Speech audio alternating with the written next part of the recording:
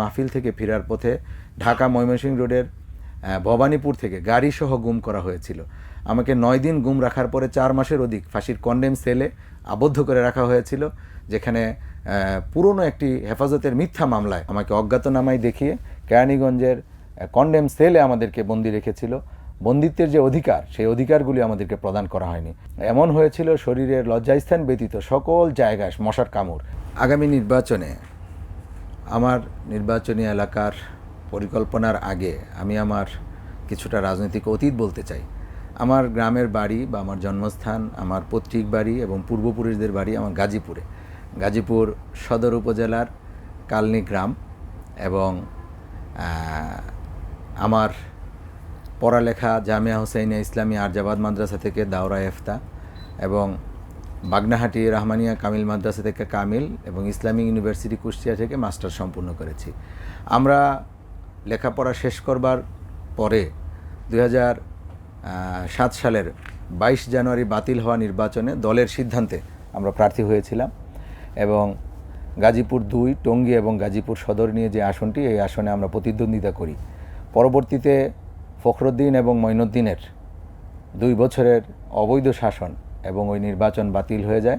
বাতিল হয়ে যাওয়ার পরে আমরা আমাদের কার্যক্রমকে অব্যাহত রাখি, এবং আমরা আমাদের নির্বাচনী এলাকার মানুষকে সংঘবদ্ধ করবার জন্য তাদের সাথে লেগে থাকি। 2 বছর কোনো রকম পলিটিক্যাল অ্যাক্টিভিটিস ছিল না, কিন্তু আমরা অরাজনৈতিক নানা ব্যানারে আমরা আমাদের এলাকায় কাজ করেছি। পরবর্তীতে 2009 সালের 29 ডিসেম্বর যে নির্বাচনটি অনুষ্ঠিত হয়েছিল, সেই নির্বাচনেও আমরা জোটের অন্তর্ভুক্ত থাকার পরেও আমার আসনকে জোট থেকে চাওয়া হয়েছিল। সেটা না পেয়ে আমরা দলের সিদ্ধান্তে 5টি আসনে দল নিজস্ব প্রার্থী দেয়। সেই প্রার্থীর মধ্যে, সেই আসনগুলোর মধ্যে আমাদের গাজীপুর 2ও ছিল। আমরা প্রার্থী হয়েছিলাম। আমরা সেখানে কাজ করেছি 26 তারিখ পর্যন্ত। 29 ডিসেম্বর নির্বাচন, 26 তারিখে তখনকার 4 দলীয় জোট নেত্রী এবং 18 দলীয় জোট নেত্রী, 3 বারের প্রধানমন্ত্রী বেগম খালেদা জিয়া গাজীপুরে একটি নির্বাচনী সভায় যান। সেখানে যেহেতু জোট প্রার্থী ছিল জনাব হাসানুদ্দিন সরকার সাহেব, তিনি আমাকে তলব করেন।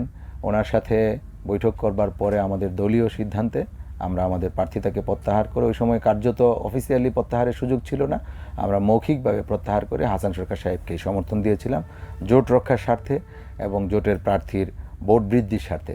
তারপর আমরা 2015 সালে গাজীপুর সদর উপজেলায় চেয়ারম্যান প্রার্থী হিসেবে দোয়াত কলম প্রতীকে প্রতিদ্বন্দ্বিতা করি। আমরা সর্বসাকুল্যে ভোটে তৃতীয় হয়েছিলাম। আমরা 7 জন প্রার্থী ছিলাম। আমার সাথে যিনি পঞ্চম হয়েছেন, সেই ব্যক্তি যিনি একসময় মহিলা ভাইস চেয়ারম্যান ছিলেন, আওয়ামী লীগের রাজনীতি করতেন, অ্যাডভোকেট রিনা পারভিন। কিন্তু পরবর্তী নির্বাচনে তখন আর ভোটের ব্যবস্থা ছিল না, ভোটিং সিস্টেম সমস্ত কিছু করাপ্টেড হয়ে গিয়েছিল, মানুষের ভোটাধিকারকে ছিনিয়ে নেওয়া হয়েছিল, যার কারণে উনি নৌকা প্রতীক নিয়ে আসলেন। আমার সাথে যে ব্যক্তিটি পঞ্চম হলেন, তিনি নৌকার কারিশমায় উনি চেয়ারম্যান হয়ে গেলেন। আমরা আর পরবর্তীতে কোনো নির্বাচনে অংশগ্রহণ করিনি, যেহেতু কোনো রকমের নির্বাচন ব্যবস্থা ছিল না। নির্বাচন ব্যবস্থা যদি সঠিক থাকতো তাহলে হয়তো তার আগেই, আমরা যেহেতু তৃতীয় হয়েছিলাম, তার চেয়ে আগেই তো পরাজিত করেছি, সেই আমরা হয়তো বিজয়ী হতাম।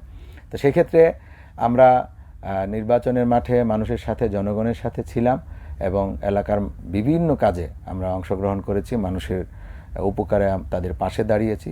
সব কিছু মিলিয়ে আমরা এখন আবার এই 24-এর ছাত্র জনতার গণ অভ্যুত্থানে 2024-এর জুলাই থেকে নিয়ে আগস্ট পর্যন্ত যে বিপ্লব হয়েছে, 5ই আগস্টের বিপ্লবের পরে আমরা আমাদের এলাকায় ব্যাপকভাবে সময় দিচ্ছি, ব্যাপকভাবে আমাদের ইয়েতে অংশগ্রহণ করেছি।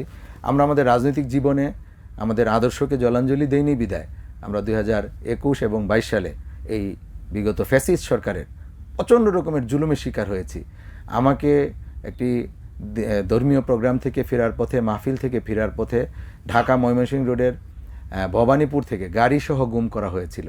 আমাকে 9 দিন গুম রাখার পরে 4 মাসের অধিক ফাঁসির কন্ডেম সেলে আবদ্ধ করে রাখা হয়েছিল, যেখানে পুরনো একটি হেফাজতের মিথ্যা মামলায় 8/4/21, এই 8/4/21-এর পল্টন থানার একটি মামলা, যেটাতে জনাব মামুনুল হক সাহেব প্রধান আসামি, আমাকে অজ্ঞাতনামায় দেখিয়ে কেরানীগঞ্জের কন্ডেম সেলে আমাদেরকে বন্দি রেখেছিল। বন্দিত্বের যে অধিকার, সেই অধিকারগুলি আমাদেরকে প্রদান করা হয়নি। মশার কয়েল জ্বালাতে দিত না, মশারি টানাতে দিত না, আমাদের এমন হয়েছিল শরীরের লজ্জাস্থান ব্যতীত সকল জায়গায় মশার কামড়, এবং অন্য অন্য বন্দিরা সপ্তাহে 1 দিন 10 মিনিট কথা বলতে পারতেন তাদের পরিবারসমূহের সাথে। আমরা আমাদের এই বন্দি জীবনে একদিনও মোবাইলে বা কোনোভাবে আমরা আমাদের পরিবারের সাথে কথা বলতে পারি নাই। শেষ দিকে এসে পরিবারের সাক্ষাৎ চালু হলো, 7 দিনে একবার পরিবারের পরিজনের লোকেরা সাক্ষাৎ করতে পারে, কিন্তু আমাদের ক্ষেত্রে যারা আমরা হেফাজতের বন্দী ছিলাম, আলেম বন্দী ছিলাম, আমাদের ক্ষেত্রে সেই অধিকারও দেয় নাই। মাসে একবার দেওয়া যেত, তাও ভোটার আইডি কার্ড এবং ছবি দিয়ে আবেদন করে, সেই আবেদন মঞ্জুর হলে একপাশে এসবির লোকজন আমাদের আত্মীয় স্বজনের সাথে দাঁড়িয়ে থাকতো, আর আমাদের সাথে জেল পুলিশ এবং আপনার সুবেদাররা দাঁড়িয়ে থাকতেন, তাদের সামনে 2-4 মিনিটে সাক্ষাৎ পেতাম। সেই অবস্থা থেকে আল্লাহ আমাদেরকে মুক্ত করে এনেছেন।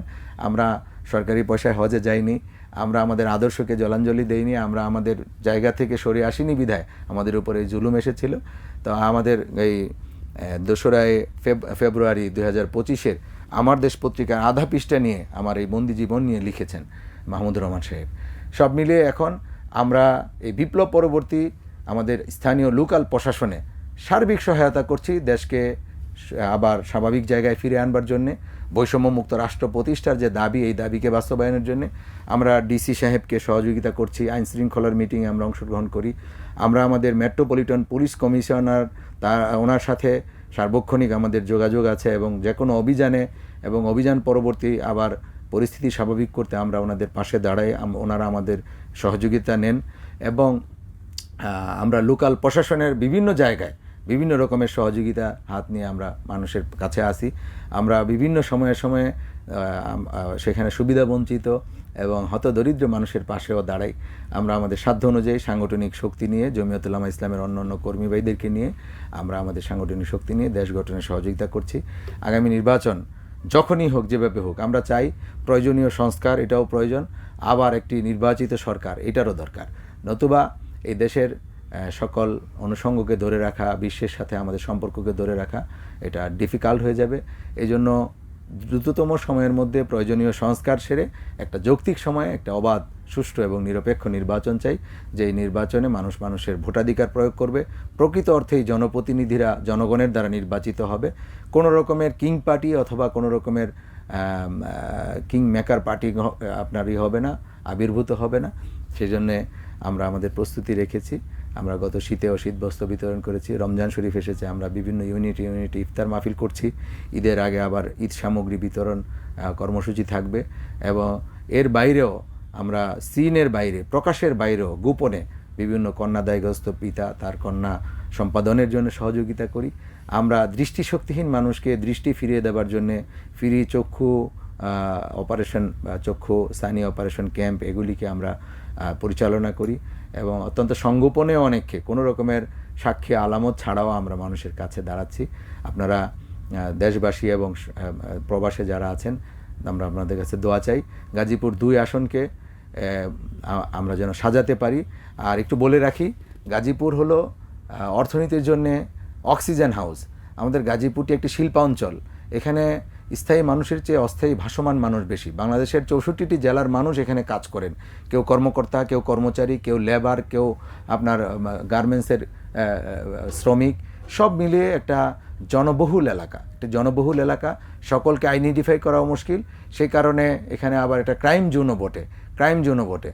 আমাদের টঙ্গী এবং আমাদের এই গাজীপুর রেল লাইন কেন্দ্রিক, রেলওয়ে বস্তি কেন্দ্রিক একটি মাদকের আখড়ার একটি বিষয় এখানে রয়েছে।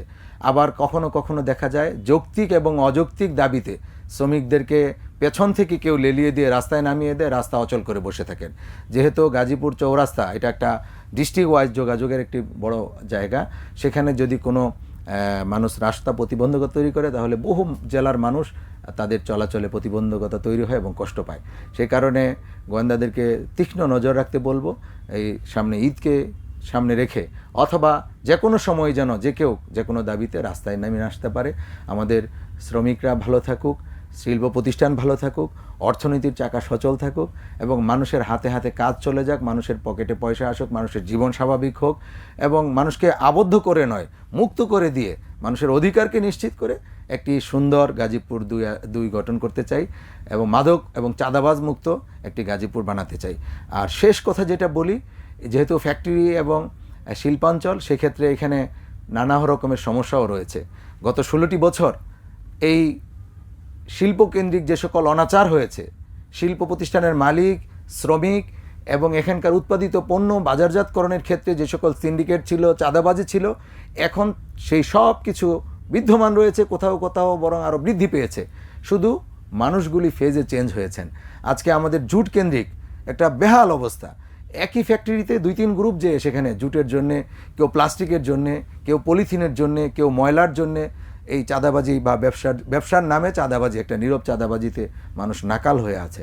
এখানে শিল্পপতিরা যেভাবে কষ্ট পাচ্ছেন, রিয়েল ব্যবসায়ীরাও কষ্ট পাচ্ছেন। সেখানে আমি গাজীপুর 2-কে একটি শিল্পবান্ধব এবং সকলের জন্য বাসযোগ্য একটি শৃঙ্খল শহর বানাতে চাই, একটি তিলোত্তমা গাজীপুর বানাতে চাই এবং চাঁদাবাজ মুক্ত স্বচ্ছ অর্থনৈতিক অক্সিজেন পাওয়ারকে সেভাবে প্রতিষ্ঠিত করতে চাই। আপনারা যদি আমাকে সেই সুযোগ দেন, ইনশাআল্লাহ আমি আপনাদের খাদেম হিসেবে গাজীপুরের সকল পরিস্থিতিকে স্বাভাবিক রাখবার জন্য আমি আমার খাদেম হিসেবে আমি আপনাদের পাশে থাকবো এবং কাজ করবো ইনশাআল্লাহ।